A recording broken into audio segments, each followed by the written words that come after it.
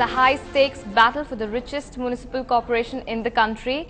And as Mumbai gets ready to vote on Feb 16 to decide whether the Shiv Sena or the BJP can hold on to power, bookies are also busy placing their bets.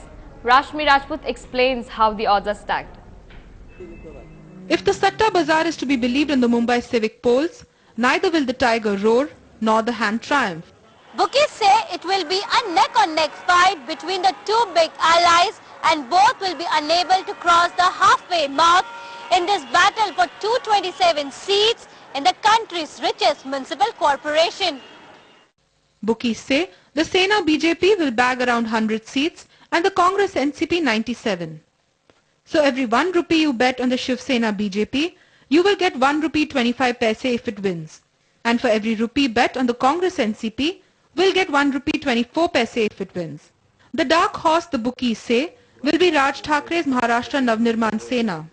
The 6-year-old party, they say, may bag between 20 and 25 seats, which means it can actually be a game changer for either of the alliances. Every 1 rupee you bet on the MNS, you will get 2 rupees 90 paise if it wins 20 or more seats. For the bookies, this year hasn't been profitable on the cricket pitch. With 5,000 crores worth bets riding on the Mumbai civic polls, they hope to get the math right. In Mumbai with Rashmi Rajput, Priyanka Hosangri for NDTV.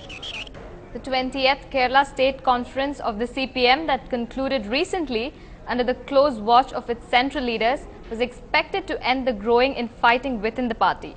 But with former Chief Minister V.S. Achyutanandan once again openly training his guns against his detractors within the party, infighting in CPM's Kerala unit seems to be far from over. Sovi Vidyadharan has more.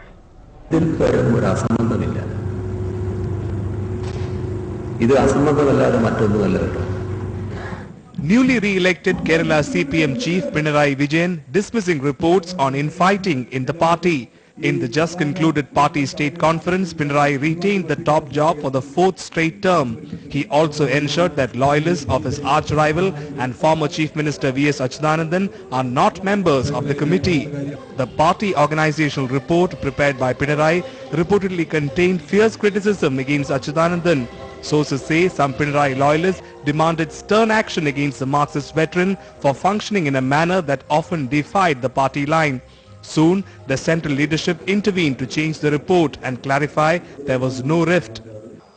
It is our practice in our conferences where we are critical. We make criticism and self-criticism about our work.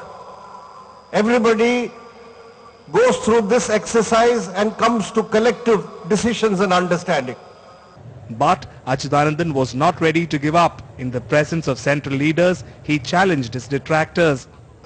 Capital punishments in the Baranya Payapedan Shamichal Adi Villapogil and the Woodiani Avasanatil Arikiana.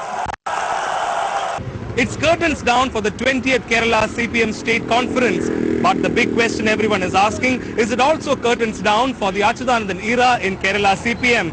But those who know the 87-year-old Marxist veteran also know that he will not go down without putting up a tough fight.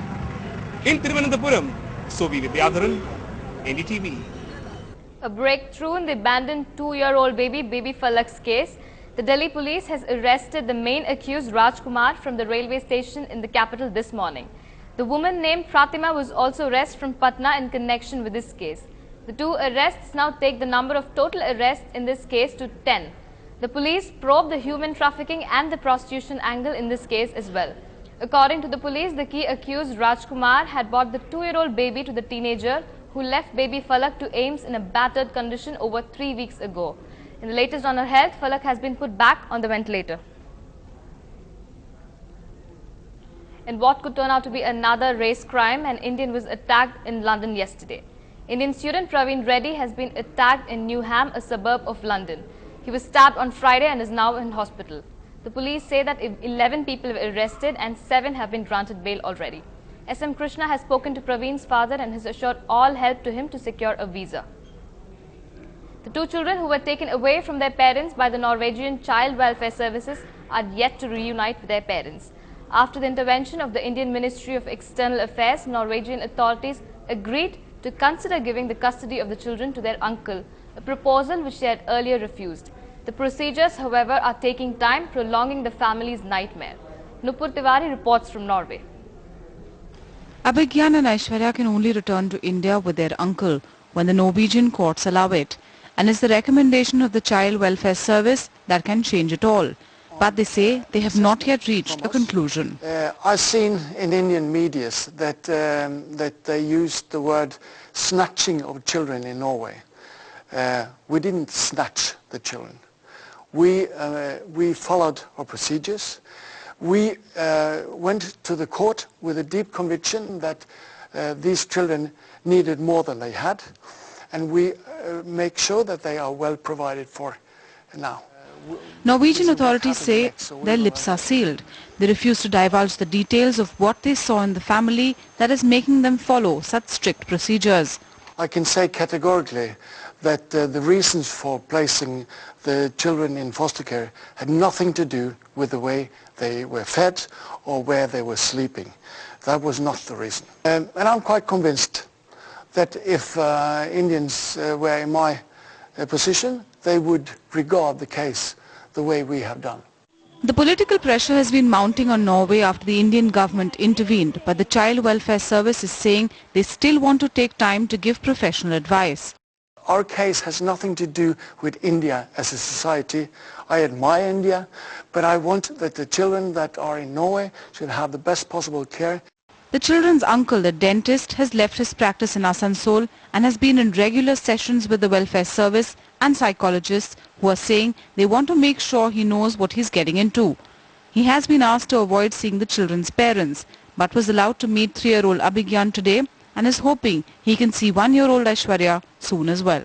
It's a very difficult phase of our life, and it's not only difficult, it's very traumatizing also, as to handle the situation in a way to cope up with the Norwegian authorities, their thinking, their way of doing things, and to be at par with them all the time. It's very hard for us.